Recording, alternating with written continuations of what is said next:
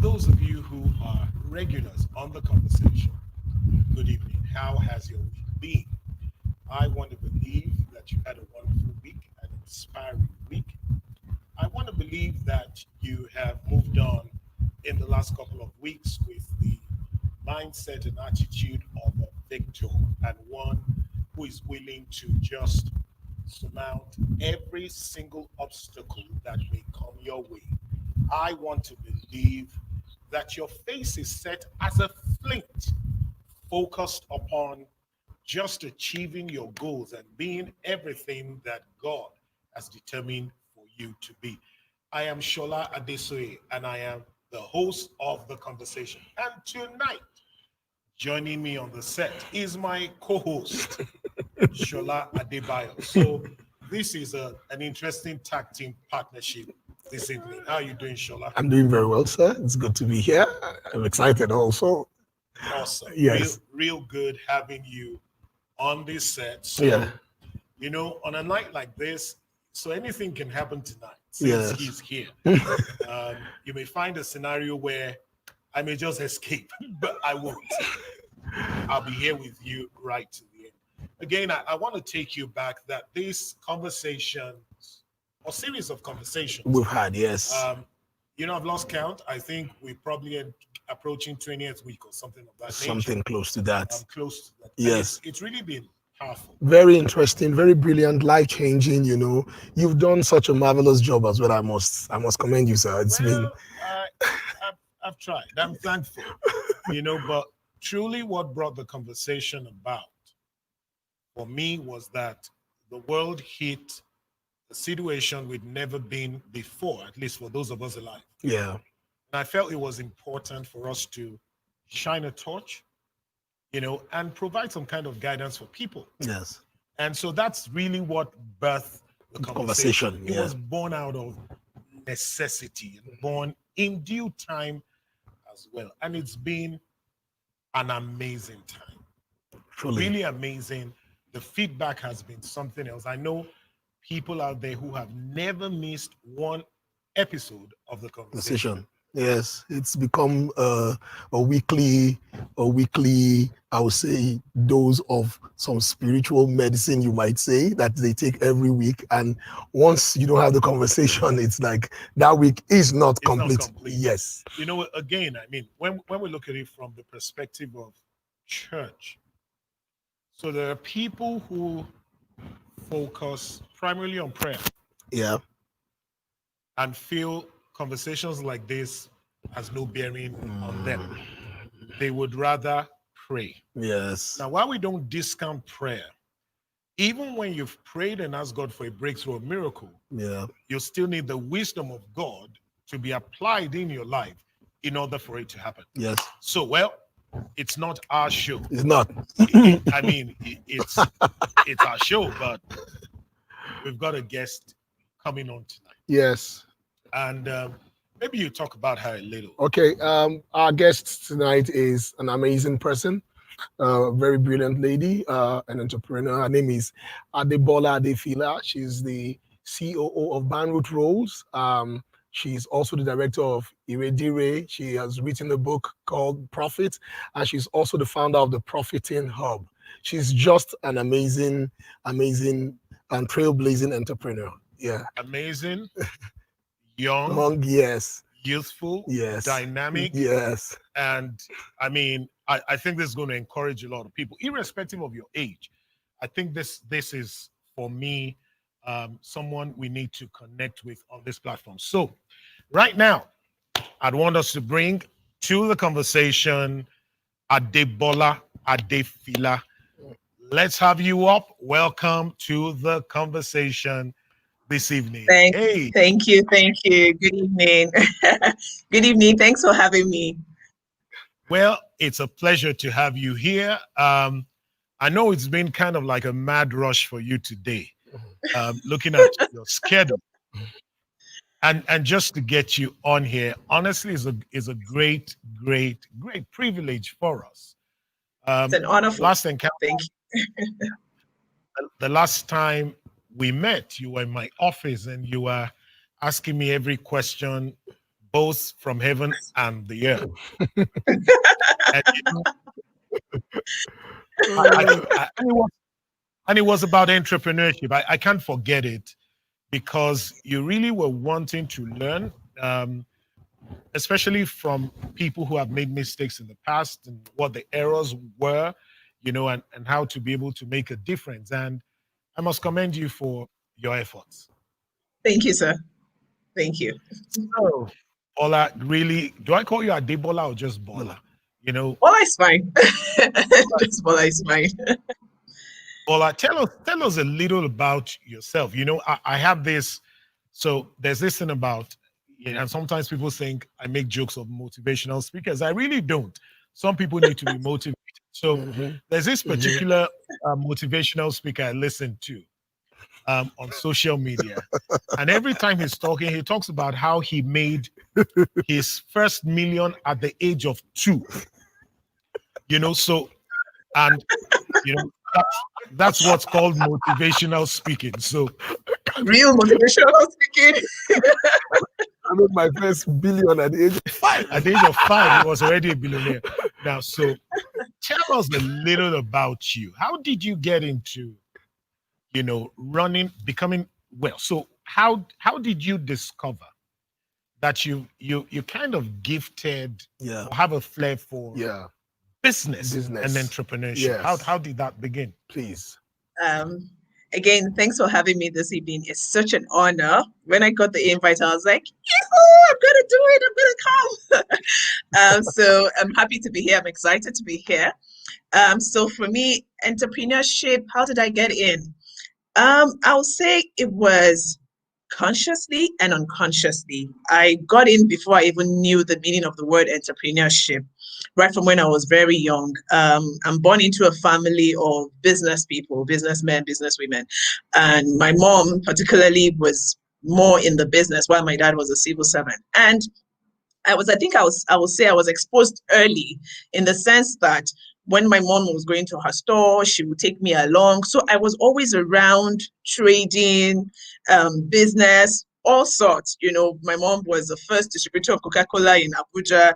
She also had a supermarket at some point. She had a boutique at some point. Then she had a home store. She's done a lot of business from one to the other and running them concurrently. So I was always in the midst of that. So for me, I would say it was maybe from her side, it could have been consciously, but I will say it was unconscious for me because that was all I knew. I was always around trading, exchanging money for something and all of that. I would say that it had its own frustrating part as well, because at the time when I just wanted to be this young girl having fun, I was around business. So I had to be serious, or I had to live that boring life, so to speak. At that time, it was boring for me.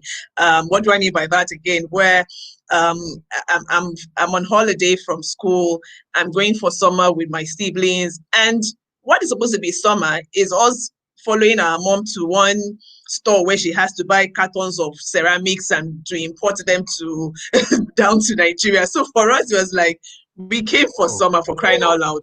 What are we doing here? What are we doing? You go to Manchester, you're supposed to be in London City. You go to Stoke-on-Trent. Of course, I remember those villages. You go there to meet the producers of some ceramics and all of that, because that was what she was into, bed sheets and all of that. So I was always around it. So it got to a point where I couldn't think of any other thing. It just came naturally, like, this is what I have to do. This is life. This is my life. This is what I know. And while I was in school, as an undergrad, and while before summer and all of that, I realized that I had a flair for fashion, and I love to wear. I just love to wear clothes. I love clothes. And I took advantage of the fact that as a Jambite, I was nominated as one of the best dressed Jambites in school. So I went on holiday. One of the holidays I went for, and I just thought to myself, hey, how about just use my shopping money to buy clothes and sell to the ladies in school? Of course, who is the best person to sell clothes if not the best dressed Jambite, right? So I started off, selling clothes in school, and I was doing it. It was fun for me. I wasn't doing it because I didn't even think that I needed the money, but I just enjoyed it. So I did that throughout school till I finished, and went for my master's, came back, and it was just pretty much from one thing to the other. Then I started selling shoes after my master's.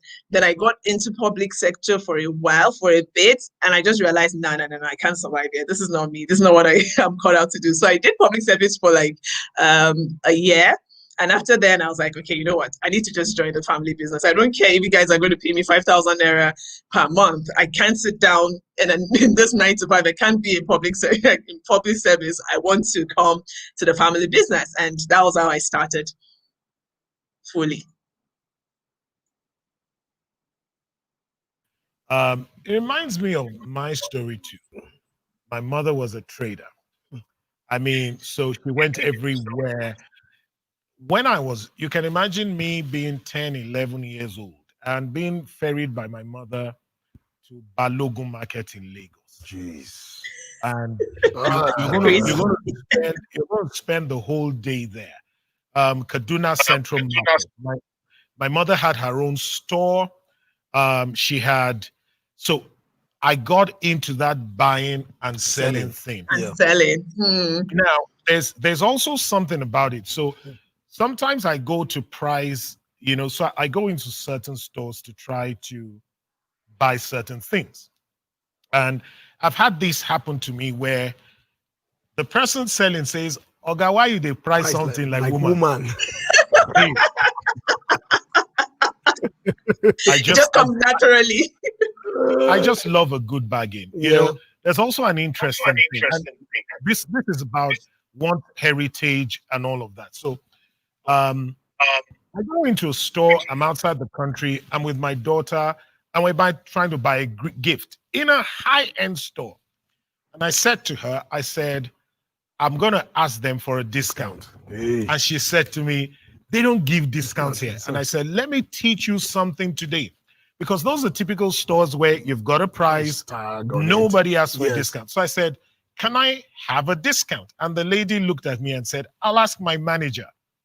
Went to the manager, and the manager said, I'll give you 10%. My daughter was like, ha. I said, you've learned something. You do not receive because you don't ask. So simple as that. So here's where I'm going, because I can connect with your story. It's quite clear that you kind of were mentored by family, by your mother.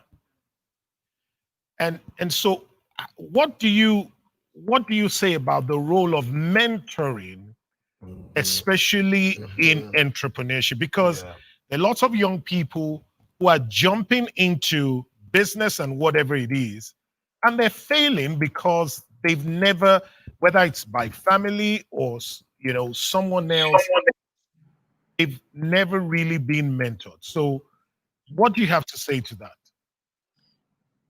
For me, I'm very big on mentoring. Going into manufacturing, there were some mistakes we made, and it would have, if I had someone to tell me, oh, this, you don't do this, you don't do that, I won't make those mistakes. So I'm very big on mentoring. It's very, very important. It will people say, so you see, there's this thing people say, what has become a cliche, and it sounds very right and good, where they say experience is the best teacher. Honestly, if you can avoid some experience, the better for you. You don't want to experience some pitfalls. So for me, mentoring is key. Find that mentor.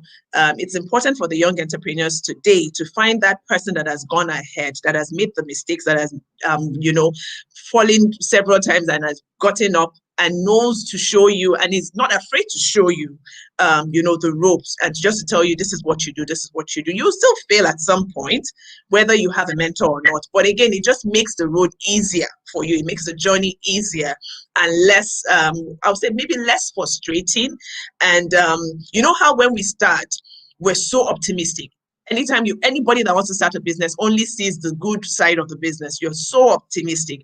But when you have a mentor, that mentor is that person that tells you, this is what you do at this point. This is how you go with this one. Yes, your vision is good, your dream is good, or that business you want to run seems very fantastic. But come, this is how you keep your head straight here. So it's the mentoring. You can't overemphasize the benefits of being mentored by people, either family or anybody else. It's very good. Yeah, amazing. I have a question for you, Bola, and it's drawn from how it appears that your mother mentored you, and it was not like it was deliberate. It was some kind of an unconventional kind of mentoring, It didn't go the way that we would go to a formal school. So that brings me to the issue of parenting and mentoring. I know this might be like off the script, but can you talk to parents, as you're also a parent now, but you're also being raised by a parent in this direction? How much does parenting play? How much role does parenting play in mentoring and becoming what you like have become today? What can parents see and what should parents look out for? So I've got 2 daughters, and there is one that I know that this one is Iyalaji, that child that will want to be in the market and want to be bargaining, just like Pastor Shola said earlier on. And there's this one that just wants to be, I can tell you that she's just going to be that 9 to 5 chick, right? But again, so for parenting is you knowing the skills of the child, the talent of the child. There's some things that come naturally to the child. So I'm the only one running the family business out of 4 children. The other 3 are in investment banking. That's what they want to do. They want to follow career. But again, it doesn't stop them from coming to give me advice from time to time. We have our board meetings, and I just say, you guys, you know what, this is what I'm going through. What do you think? So it's just finding, we all have our different talents. We all have our different competence. So for parenting, is for you to kind of just help that child to nurture that thing that he has naturally and just help him to build on it. And also there's also the temptation to want to pull the child into what you're doing. You might not be lucky enough to have kids that just want to go your way, but again, there's a way you do it to them. Is like, let me call it brainwashing. I call it brainwashing, where just like I related earlier on about my story, that's all I saw. That was all I could think of. So it's like you letting them know, this is the family business. This is how we run. This is good. These are the good days. These are the bad days. What happens with parents at times is, because they don't want their children to know that they are making money, you kind of tell the children more of the bad stories than the good stories.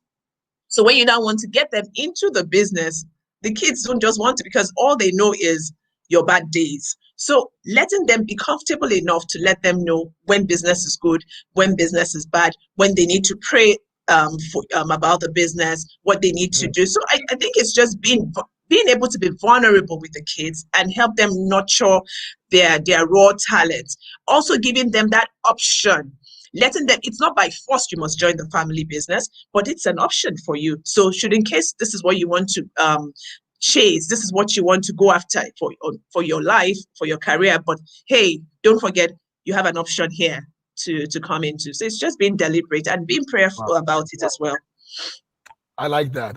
You talked about starting off a business while you were in school, and for me, I was in school with you, so we have so we go way back.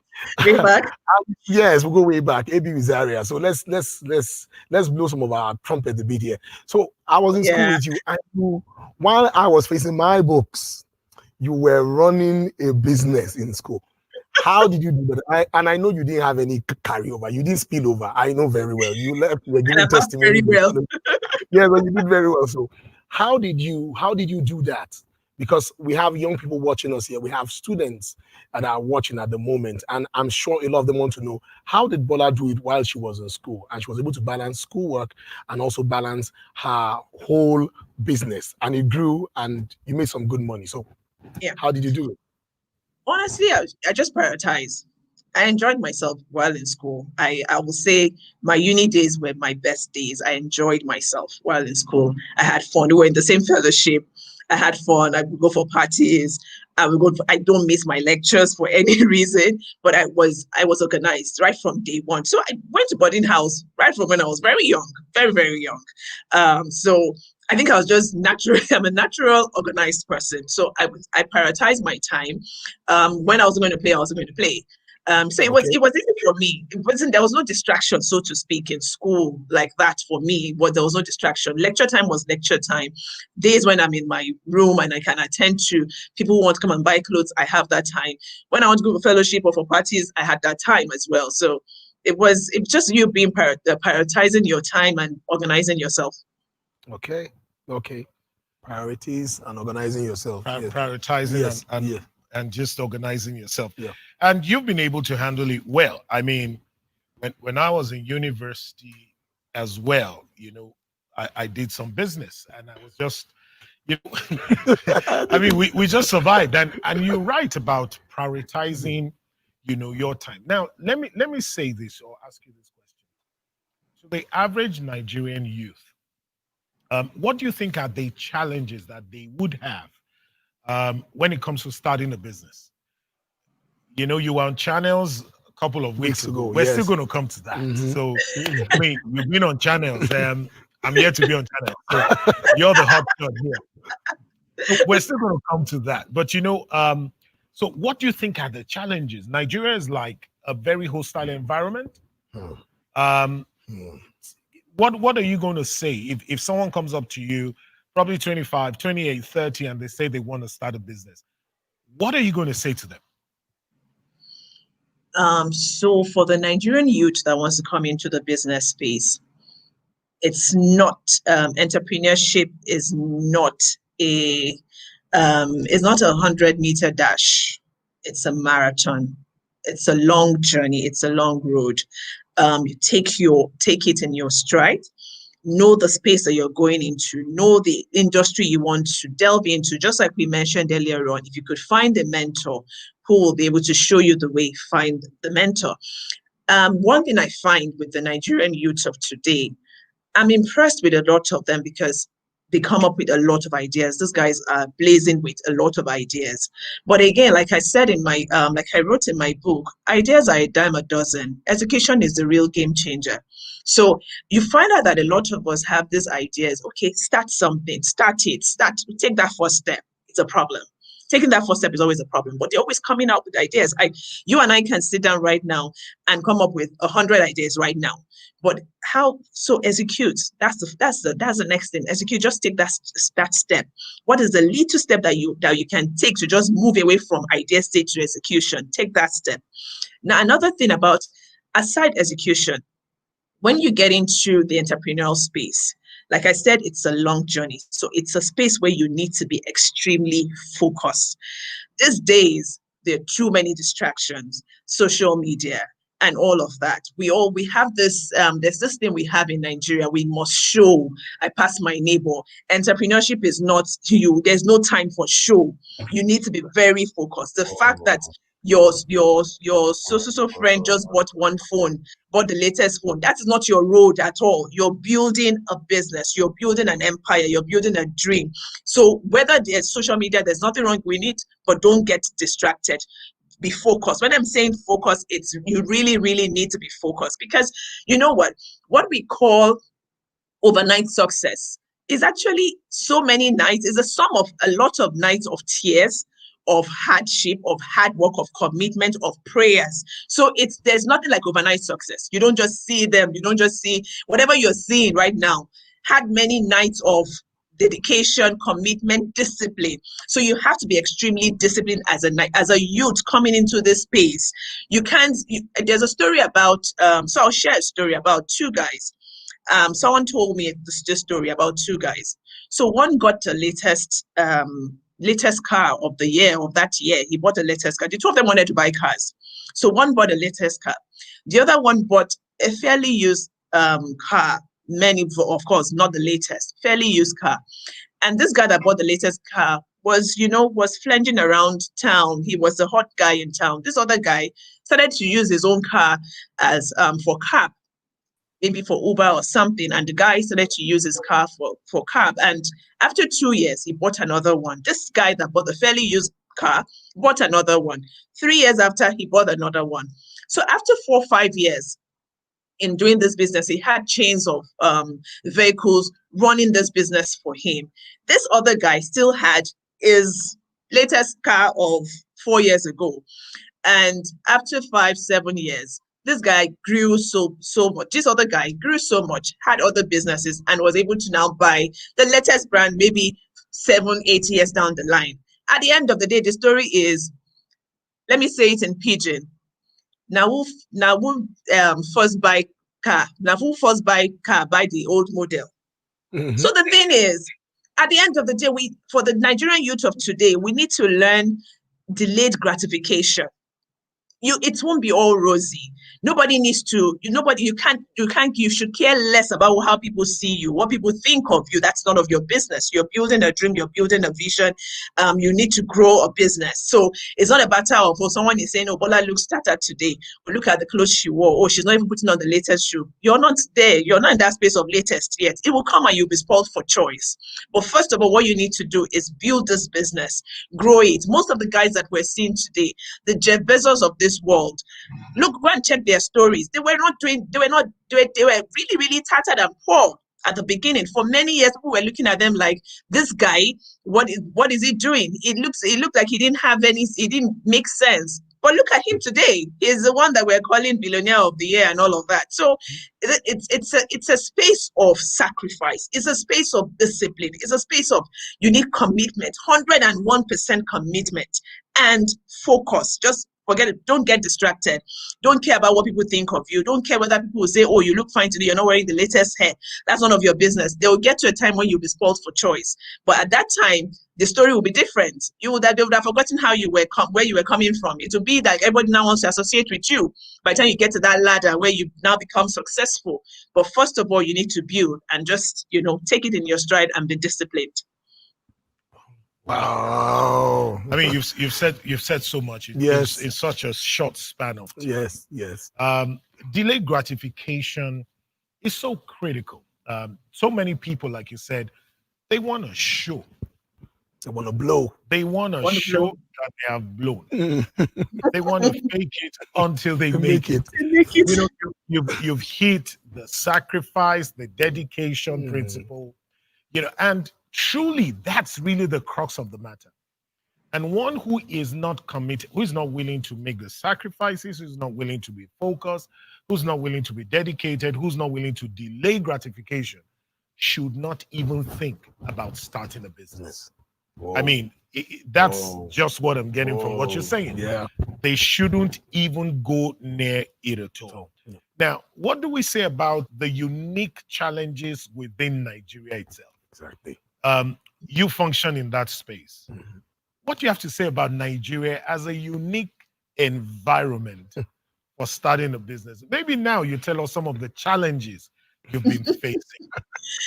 Nigeria is a very special place, Pastor Shola. Very special place. So the thing is, like I was discussing earlier on, COVID came in, and honestly, everybody felt COVID was an issue. And I just told people that, COVID just made a bad situation worse. We're already in the situation, we're already in a bad place. Infrastructure, poor infrastructure, policy somersault every now and then, someone comes with one rule today, it's working, then 2 weeks later, another person comes there and it's something else. So Nigeria is a very special place. For some of us, we believe so much in this country, and that's why we're still sticking our head. But, we're getting to a place where some of us are beginning to ask real questions. Are we sure we're going to actually really get to that promised land? I want to be the bearer of good news that we will get to that promised land. But again, it's going to take a collective effort of the people, the government, everybody. It's very challenging. It's a very challenging place. And that's why you being in this space, being an entrepreneur, there's something they say in Yoruba, and I will just say it in English. You can't use your 10 fingers to eat when you're in this space called entrepreneurship, because of the way Nigeria is. So Nigeria is a special place. The challenges are really, really, they're just there. You're your own government. You provide your own lights. You provide your own water. You provide your own good roads and all of that. So it's really, really hard on the entrepreneur, on people generally. But I want to say that we will get there. I honestly, and when I say this, I mean it from the bottom of my heart that we will get to that place. It's not going to be overnight. It might be really tough. It might even be in decades. But let's keep pushing. Let's keep just adding that, our own bits. It involves everybody, really. It's involved everybody. I've had different experiences. Let me take for instance the port. So I've had an experience with a custom officer who just believes he is there and he can do and undo, and I'm left at his mercy, right? And I've also had experience with another custom officer at the same port that just feels, okay, you know what, let me do my job. Let me help you make sure that everything goes on smoothly. So it has to be a collective effort of everybody. We have to get to that place where it's not about you. Somebody said something to me one day. He said that, Bola, I find that those of us the people that are determined, the people that are gaining from the deficiency of our country, they are more determined than those of us that are actually really doing the business. I'll say that again. He said that those people who are gaining, who are making profits from the lack of the things that are supposed to be, that are not in our system, they are more determined to die there. Let me say, so to speak, to die. They are more determined to die there than those of us that are actually really, really running business legally. So we have to get to that point where we're also ready to die there. We're also ready to say this thing must work, So I think it's just going to be that, it's a challenging one, but it's doable. Some of us are doing it regardless, so it's doable. So you did mention COVID, and I want to talk about COVID and your COVID experience. So we saw a lot of downsizing take place. We saw that in certain establishments and certain organizations, they had to pay half salary. Businesses shut down for some. Others, we've not even spoken about your products yet. Mm-hmm. I think we still need to come to that. Yes. So maybe we'll get to that first. Yes. Banroot rolls, what do you make? Yeah. So we're manufacturers of tissue papers. The Prince toilet roll, Vicky toilet roll, Ruth Supreme, Vivian serviette, Vicky kitchen roll, Prince toilet roll, yes, and I love my roll. So we produce tissue papers, everything tissue paper. And we've been existing for 13 years now, and we're fully represented in all the 36 states of the Federation. And we have a few presence also in some West African countries. I mean, that's amazing. When I think about Vicky, I mean, I can see it right now. All the colors. It's in every household, and that is amazing. So how did you navigate COVID, especially the lockdown? What was it like for you as a business?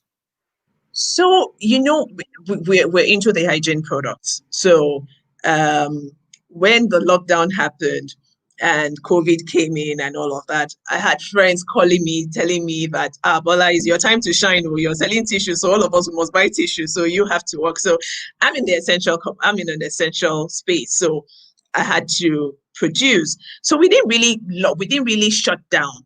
And I would say COVID wasn't really our problem.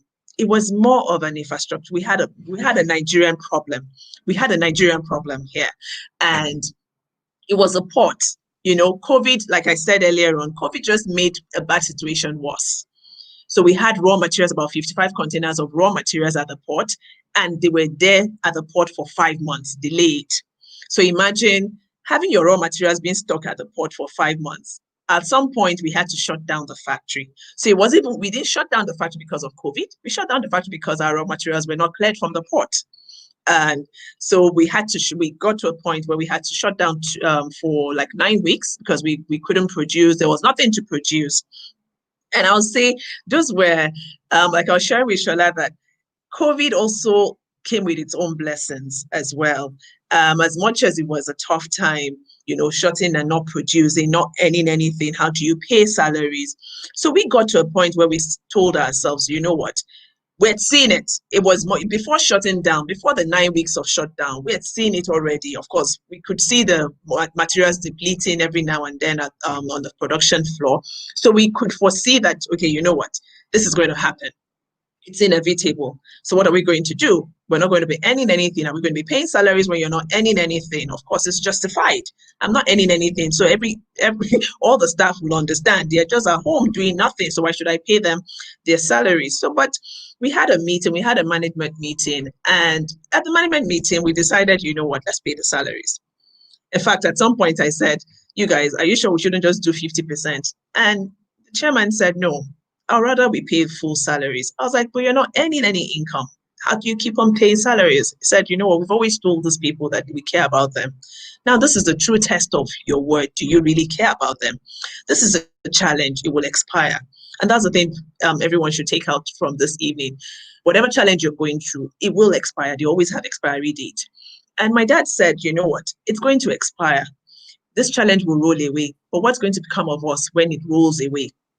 What are we going to be seen as? How would the management be seen?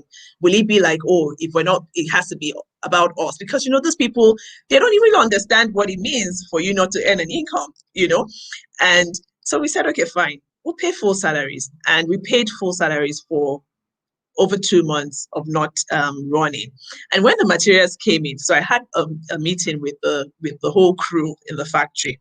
And I said to them, I said, okay, you know what? We now have our raw materials.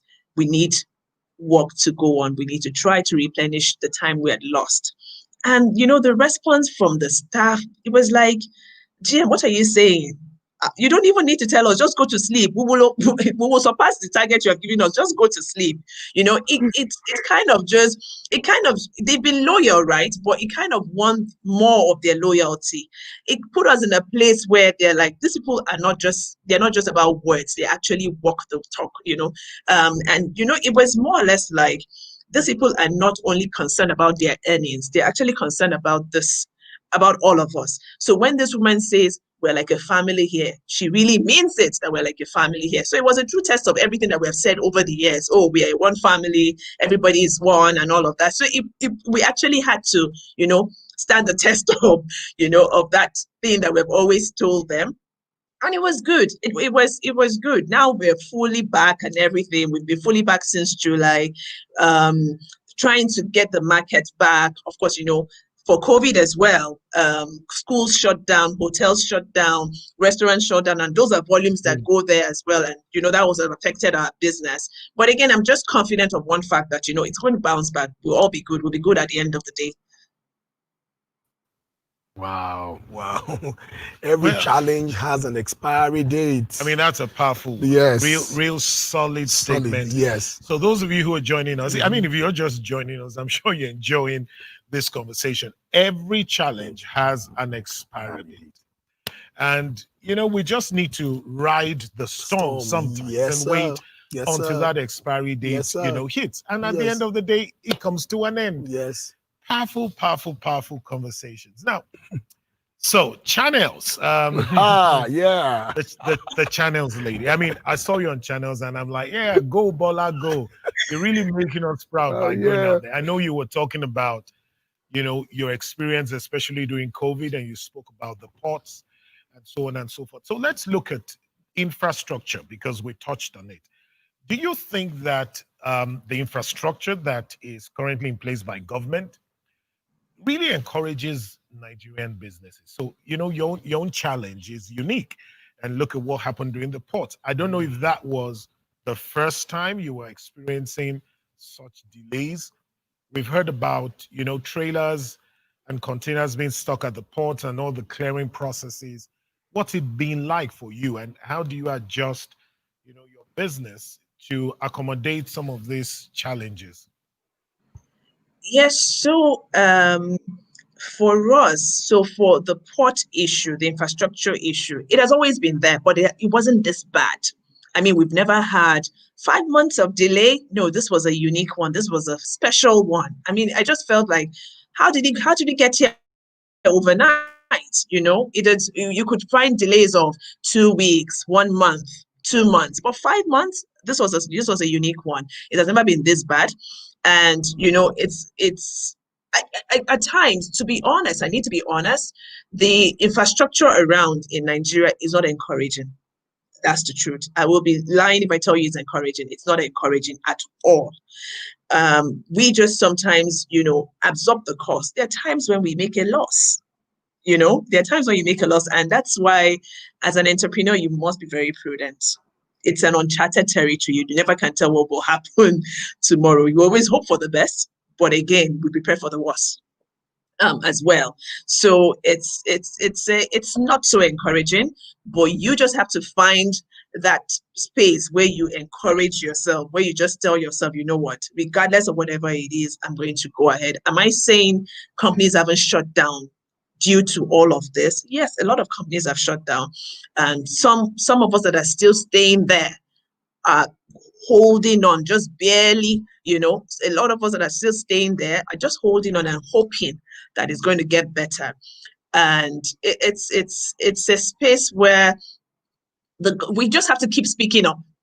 We have to speaking out. We have to keep talking until they hear us. I find that, because I'm a bit active on social media, and I try to put it out there. I try to put it out there once in a while what we are facing. And when the delays at the port started, I did that.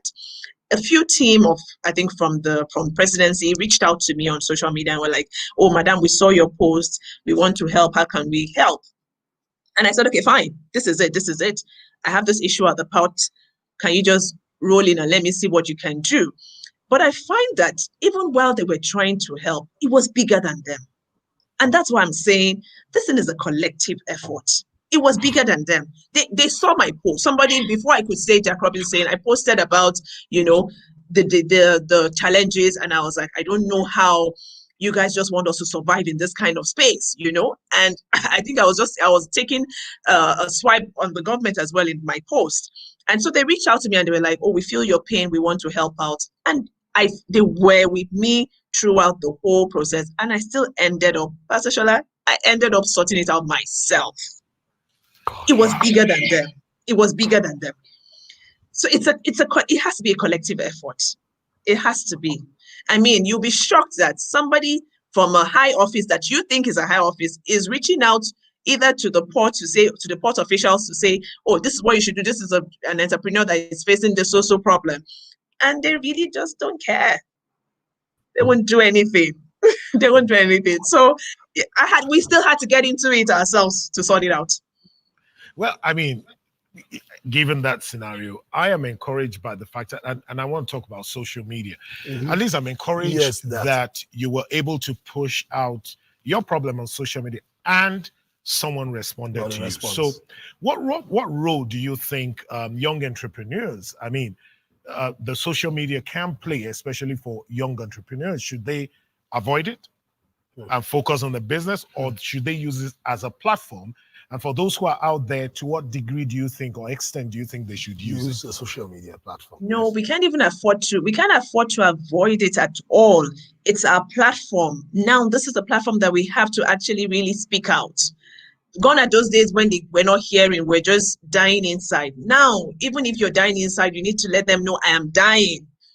So we can't afford to ignore it. Young people, it's a platform. What is happening in Switzerland, all I just need to click is within seconds, I know. What is happening in the UK, I know. So it's important for you to make use of it. I've had consultation sessions where people from the UK, from New York, from Australia will send me a message and say, "Please, Bola, how much would you charge? I want an hour with you."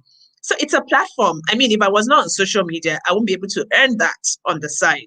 So it's a platform. Keep talking. Some of them will want to shut you down. There was a time I posted on, some guys came to our office and gave us a bill of 1 million naira for radio and TV license. I put it up on social media.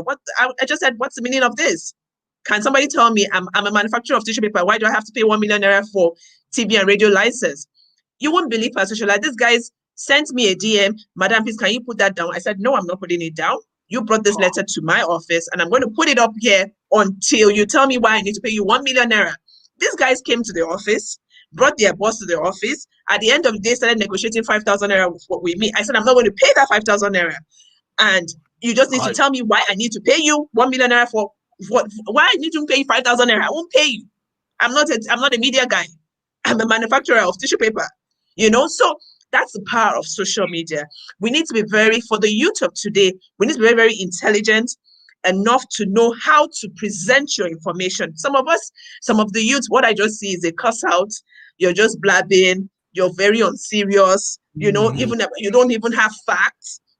So if you're going to put anything on social media, have facts, be intelligent about it, know how you want to present your information so that anybody reading knows that this is just not a flip-flop girl around the whole place. This one knows what she's doing. So if you're going to be on social media, be on it positively.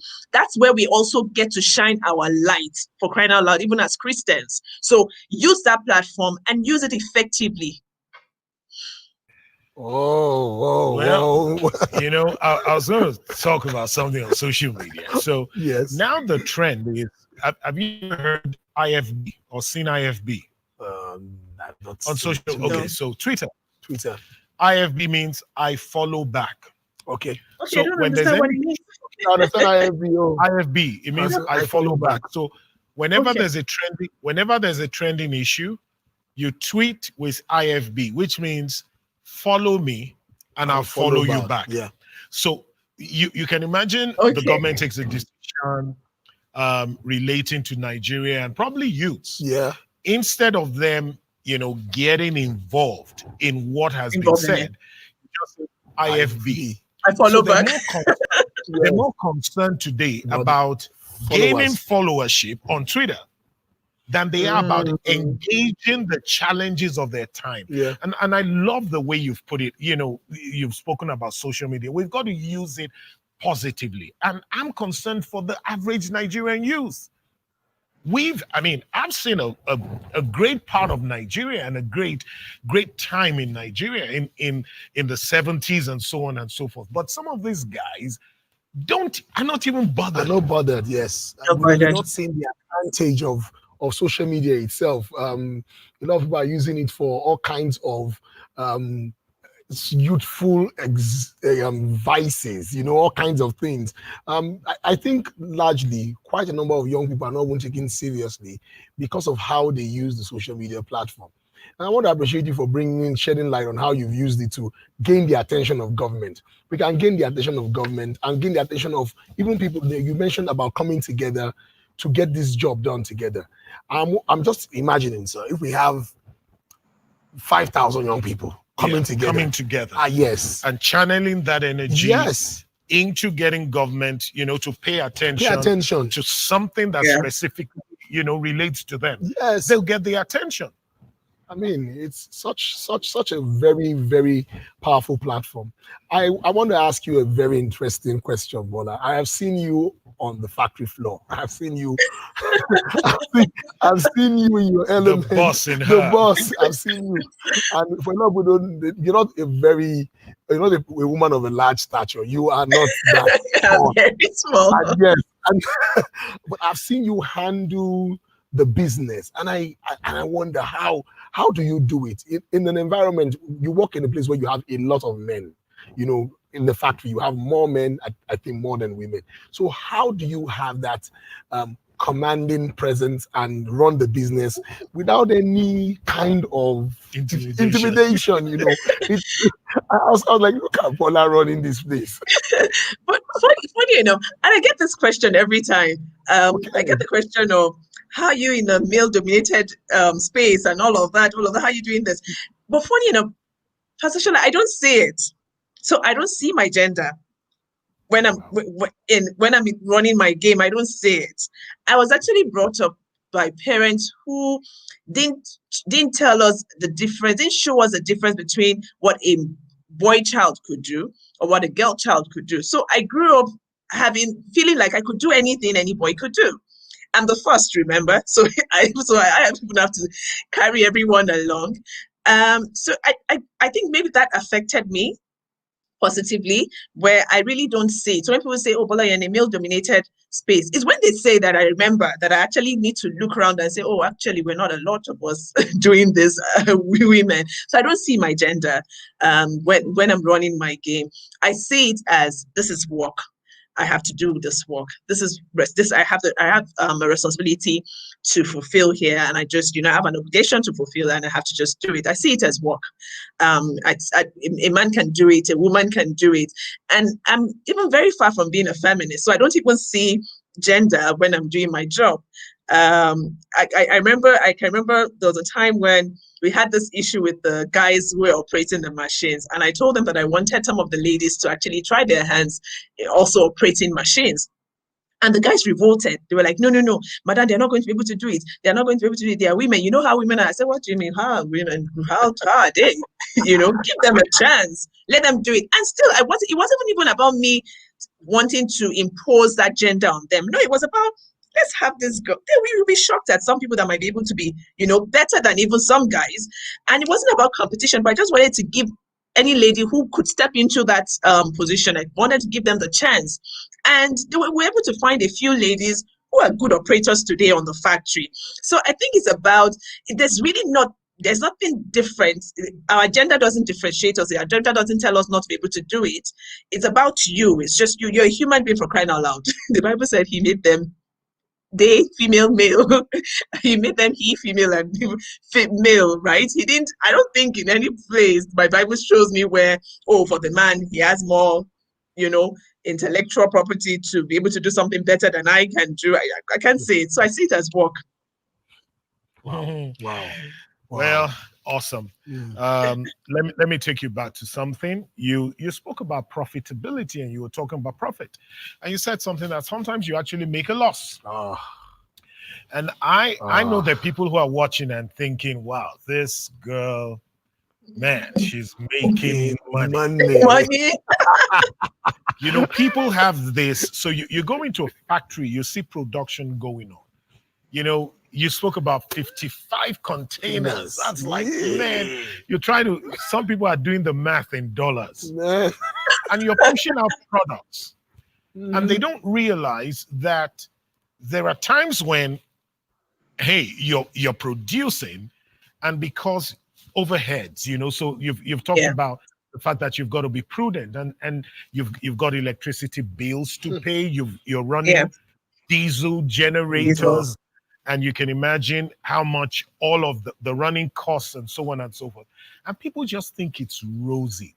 So tell us a little, because there's so many misconceptions out there. I've seen people who had, and we had, you win a couple of years ago. Yes. And there were people who had 10 million naira.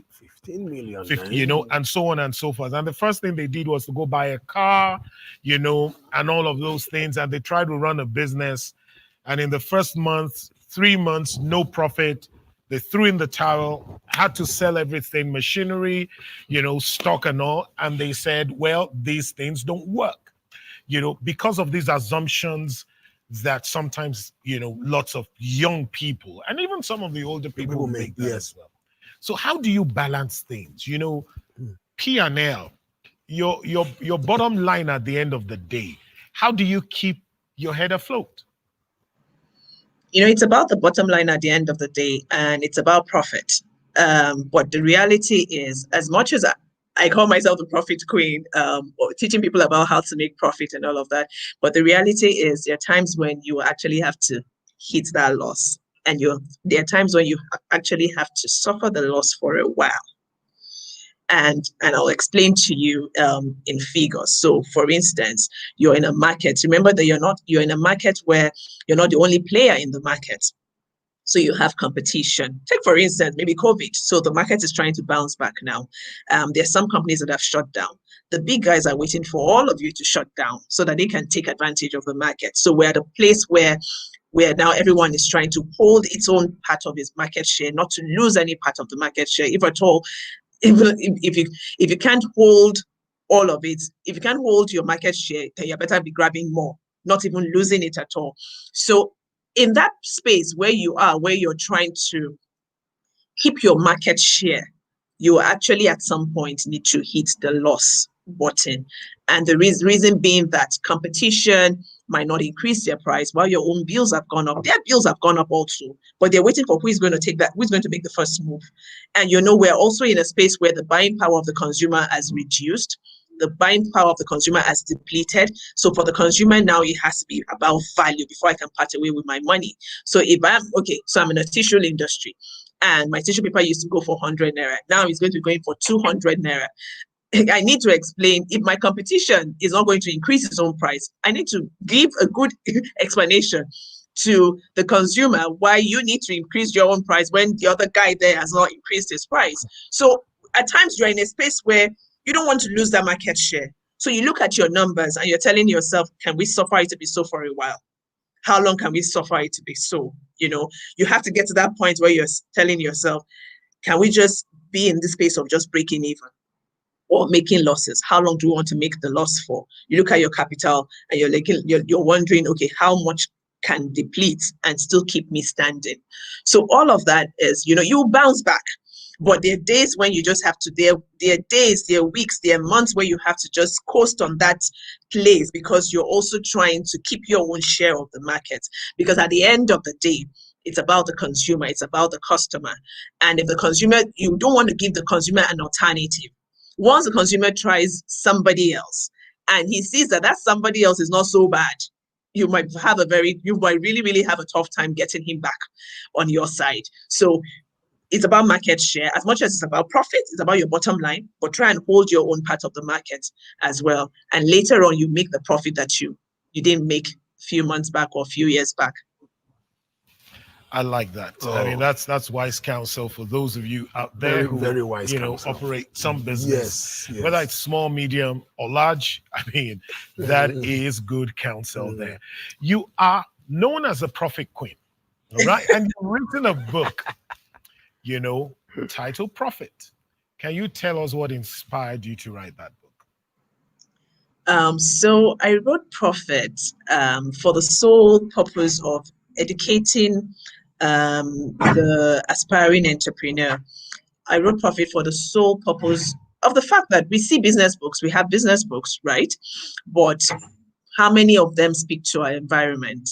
Of course, with all of my MBA and all of that, I still came back to Nigeria to realize that it's a different ball game. So when the white man tells us market penetration, when he tells us the P's of marketing, penetration price, promotion, and all of that, he will give you the example and he will tell you how it works, but he's going to be telling you how it works in his own environment. When you come to Nigeria, it's a different environment. And so I wrote Profit from my own experience, letting you know this is how it works in Africa, this is how it works in Nigeria. So for that entrepreneur that even want to have maybe like a first-hand mentoring session with me, Profit is actually a guide. If you cannot get in touch with me, you don't even know how to get in touch with me, just take Profit. You know what? It will be like I'm mentoring you. So it's a guide to running business, but running business in Africa, running business in Nigeria. So it's a complete one, and also has it has interviews, of different captains of industry. That Farm Fresh, Oki Biscuits is there, Mrs. Awoshika is there. Two companies from Ghana, Alamo Bitters, and another manufacturing company is there as well, just sharing their story of how they failed, how they did well. So, I wanted it to be a complete, that complete book. It's got chapters that speaks to costing, how you cost your product. It has chapter that speaks to competition, what you do when you're coming into a saturated market, what you do when you have, what you do when you're coming to a space where you have a big competitor already. How are you going to come in?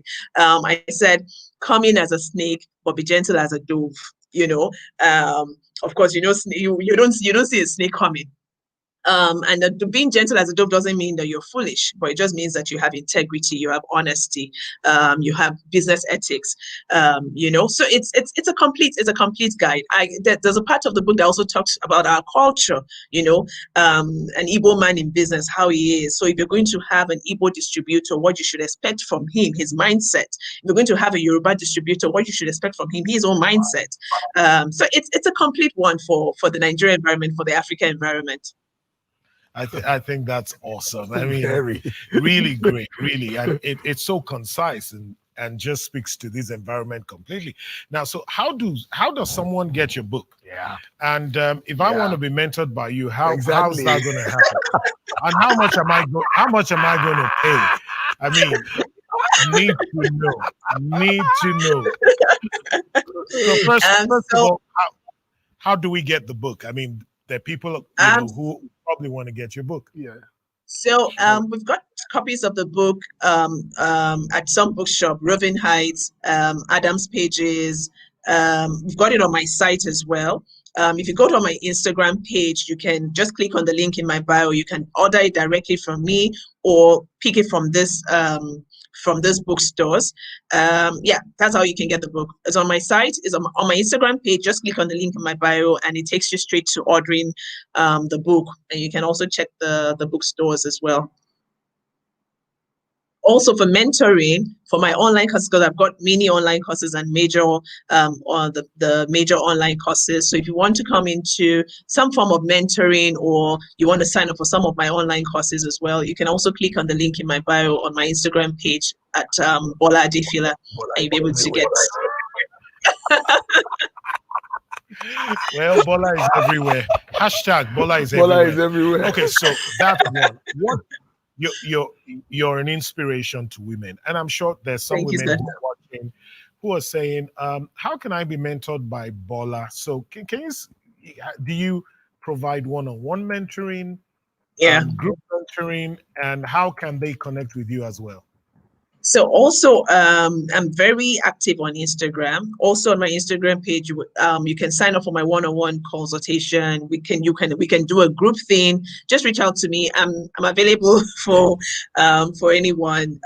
So what we just do, look at where you are, look at where you want to go to, where you want to be, what kind of business do you want to go to, and we just first of all maybe have like a 30 minutes discussion where we just think around where you are, and then I can say, okay, you know what, I think we should have a one-on-one, or no, I think you should just sign up for this course. This will sort it out for you. Or it's just via my Instagram page. You can just click on the link in my bio or send me a DM, and we have a chat and take it from there. I'm excited about this because we have a lot of young people within our church that are aspiring entrepreneurs, and we need to work on something together. It will happen really soon. So every person in Lighthouse, get ready. We'll be having a very interesting mentoring session with Bola Adefila soon. Thank you. Questions are coming up, popping up. Before we ask those questions, I've been having a great time with Pastor Shola. It's been well. So yes, it's so exciting. Here we are, Q&A. Yes, and I'm officially handing over to Pastor Shola. So, I mean, we're going to take this to an end as we go through some of the questions that are coming up. Bola, thank you for being on this broadcast. Really been amazing. Looking forward to having you, back on sometime, and we'll do something different.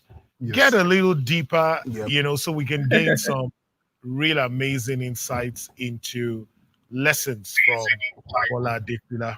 Well, God bless you. So we're going to questions right now, Pastor Shola. Thank you, sir. So let's look on that. Yeah, questions. We have a question from Aderonke Oluwakemi Ibe 4. She says, how does one locate a good mentor? How do you locate a good mentor? That's a hard one because in these days of social media, everybody is coaching and mentoring and doing everything. So it's a hard one. But again, you have to do the job of the FBI job. What do I mean by that? Where you actually find out about this person. Because we have all sorts right now on social media. That's also one of the disadvantages of social media, where it's a mix of the good, the bad, and the ugly. So you have to do that FBI job of researching about, if you see someone in the space you want to go into, research about the person. What has the person done? Who has the person worked with? What are the, what can you see that the person has, is doing? You find some people telling you, oh, they can coach you about business, and by the time you look deep, you find out that they don't even have any business they're running. So it's not like they can't say something. It's not like they won't be right in whatever they're saying. But again, if you have not really gone through it practically, it's not, you just give me some wish-wash kind of message and you really want the real thing. So I would say just do the FBI job yourself to research about whoever says, oh, I'm a good fit for a mentor. Okay, before we have someone that is an audio mentor, there's something they call audio money nowadays. Somebody will tell you, oh, I started my business, my poultry business with a feather. All those kind of mentor. Okay, we're still waiting. You're joining us on the conversation. We're waiting for your questions. Bola is here to answer your questions. While we wait for all those questions to run in, I want to ask you some I'll call them maybe personal questions. How do you deal with jealousy and envy in the industry? I know you've experienced it. I know you have experienced a bit of animosity, antagonisms, pressure. Okay, like we call them persecutions, from people. How have you been able to handle people that feel, well, I just feels herself, I beg, or something like, so how do you handle that? How do you handle that? How have you handled that? I really don't have time. So really, so I'll say I really don't give it too much attention. Another thing is that I have this watchword. If God is pleased, then every other thing can blow, honestly. So that's it for me though. If God is pleased, if my conscience is clear that I'm doing the right thing, you have your own problem, you sort it out yourself. So I really don't give that too much attention. To be honest, I don't even see it. I don't even feel it. I don't allow negative energy. I just push it away there too. I have enough negative energy, in the industry. So please, I don't want to add to it. You have hashtags already. Once God is pleased, I'm okay. See, that's hashtag Bola Speaks, once God is pleased. And I think that really works, to whom you owe allegiance and you owe all of that. We have another question. I think it's coming from Eghosa Gold Idehe. So please, I'd like to know how and why you decided to go into the tissue business. I'm sure there were so many products and services you could have gone into, but why tissue? Let me add my own. Nítorí Ọlọ́run, for God's sake. Why tissue? That's a fantastic question. And I mentioned, I said it, I think I mentioned, yes, I did a bit of a story in my book as well on that. Funny enough, where it was a very, very informal discussion with my siblings. And at that time, my immediate younger brother walked up to me and said, well, I think you should we're doing trading then. What we're doing was just importing home items and trading. And he said, I think we should look into doing something more meaningful. And, at first I was like, what do you mean by more meaningful? Are you saying what we're doing does not make sense? He said, no, I think you're just more or less like going to carry somebody else's products and just coming to sell here. Shouldn't we carry the family business a notch higher? And honestly, I didn't think of manufacturing, but at the time then, President Olusegun Obasanjo was in power, and he had placed a ban on a lot of items. So, my brother just came and said, why don't we just look into some of these items that are now contraband, and let's see if there's anyone we can actually produce in the country. And, I just said, okay, fine. And while we're discussing, still from very informal discussion, my brother said, we could do juice, you could go to Benue, they have good oranges and all of that, we get the machine. While he was talking about that, I think my sister must have mentioned toothpick or something, and I mentioned maybe something else. And my mom walked in and said, how about tissue paper? And, At the mention of tissue paper, every other idea flew out of the window. Every knee bowed. Every other thing flew up. And she's like, I was like, we're like, oh, tissue paper, that's true. It doesn't expire. It is needed. Everybody needs it. Blah blah blah. And we just went. So it was like, it was like light bulb. This might make sense. What she's saying makes sense. So we started researching, and that was how we got into tissue paper. So I can't say I'm passionate about tissue. There's something to be passionate about with tissue, but there's something to be passionate about with the money you get from tissue paper business anyway. So so you're not passionate about tissue paper, but man, good money comes from tissue paper. Money that comes from tissue paper. I'm excited That's how we got into it. Yes, by this, Egosa, I think your question has been thoroughly answered. I am also blessed by the response. For me, it's the fact that you guys were having just some kind of conversation and the idea came. So you're watching the conversation right now and you're looking at all of this. An idea could pop into your mind right now on what you could do. So don't take this conversation lightly. God could be putting something in your mind right now. Keep your mind open to what he could bring into your mind right now. So we're still waiting for questions to come up. While we're waiting for the questions to come up and the phone on the screen there, we have a question coming. Okay, yes. Aderonke Oluwakemi Ibefo again is asking, how do you handle your competitors in the business, most especially the high ones? Let me repeat again. How do you handle your competitors in the business, most especially the high ones? Like I said, I think I mentioned this as well in my book. Be wise as a serpent, but be gentle as a dove. What some of us get wrong is we want to come into a space. For instance, now I'll be very honest with you. For instance, now you want to come into the tissue business and you're coming with a loud noise, forgetting the fact that there's Banroot and there are other companies as well. The moment we see that you're coming with a big bang, we see you as a threat. And the next minute we're thinking of how, that's what happens. You're thinking of how can we shut them out, not to even raise their head at all. So that's why I say be wise as a serpent. So when you're coming into a space where you already have the big guys, come gently. We all know Morning Fresh. Morning Fresh has always been. But how come Mama Lemon came about, and now it's like Morning Fresh and Mama Lemon are on the shelves, right? Yeah. So come in gradually, come in wisely. You don't need to come in with a loud noise, because you're coming into a space where the people that are there have the muscle. They can crush you immediately. They can make sure you don't raise your head immediately. So come in gently, sign up your distributors, get your value chain, start romancing us in the markets without even, let's come in a way that the competitors don't even see you as a threat. And I'm saying this out of experience. I now relate with a lot of big players in my space. Of course, I've got the big guys. I've got one big guy in my space that said to me one day and said, I never saw you coming, Bola. I didn't think much of you guys. I just felt when I saw your products, I just felt, no, those ones can't do too much. Now we're just like directly after them in the market. So come in like that and be gentle as a dove. Just come in and just take it in your stride. Don't be quick to say, okay, now Banroot is in the whole federation, 36 states. Don't come and say, I want to be in the whole 36 states. No, it doesn't make sense. Take it. Where's the location that can make the most profit for you? Start there.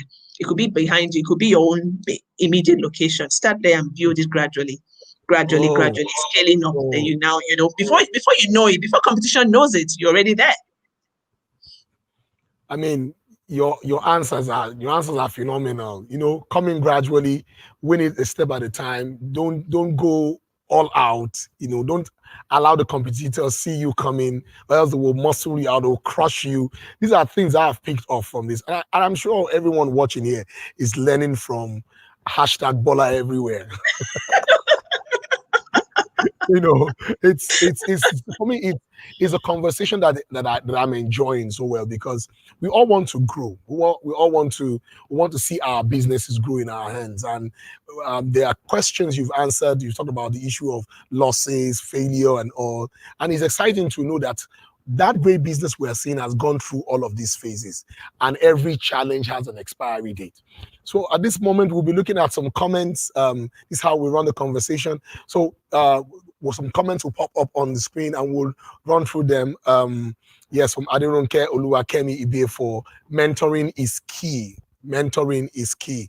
That is, I think that you have struck a chord with Adekemi today, but I think you struck a chord. Yes, Faith D. Great says, don't get distracted. Be focused. Good entrepreneurship is not for show. That is show with a W. My own show is without a W. So, yes. It says, Gladys Ibrahim says, build, grow your business, and be focused. You see, we're having ladies here popping up on our screen. Adebola, you've impacted a lot of ladies here. I can see, you know. I hope we get a man coming. Okay, Aderonke Oluwakemi Befo is saying discipline, sacrifice, commitment, and focus. Discipline, sacrifice, commitment, and focus. Goje Sheila Ibafidon. Every challenge has an expiry date. I think we have a Rema word there. You know, the pastor means I could preach a sermon from that. Okay, we have a man. Oh, hallelujah. Finally, Bevan E. Adams, taking good care of your staff and clients reflects in the way they handle your business. So you take care of your staff, your clients, your business will definitely grow. This has been a phenomenal, a brilliant conversation with my sister. You can pose now, you know, she's been on channel. Thank you so much. It's an honor. We are excited that you're able to accept our invitation and be a part of the conversation. I know more is going to come out of this. I'm looking forward to more. I think I saw one of the comments, somebody saying he's looking forward to that mentoring program with you. So it's exciting. We have great days ahead of us.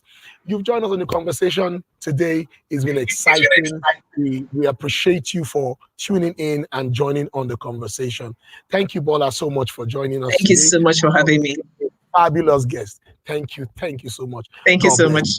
Now, to everyone that is here that has tuned in to watch the conversation, you can tell that we are moving it a notch higher. We're moving it higher and higher every day. So please make it a responsibility to draw all your friends, to holler and to make a noise about the conversation, and to reach out to everyone so that they can be a part of this. Look at all that you've learned today. I mean, it is so refreshing. On Sunday, we'll be meeting again at the Lighthouse, 9 a.m. It is going to be a fabulous time in God's presence. The word of God, the worship, everything will be at the best that God will pour to us. So make it a date also Sunday. Tune in and also prepare for the conversation next week. This is Pastor Shola Adebayo signing out for Pastor Shola this way. Till we see you again next week. God bless you.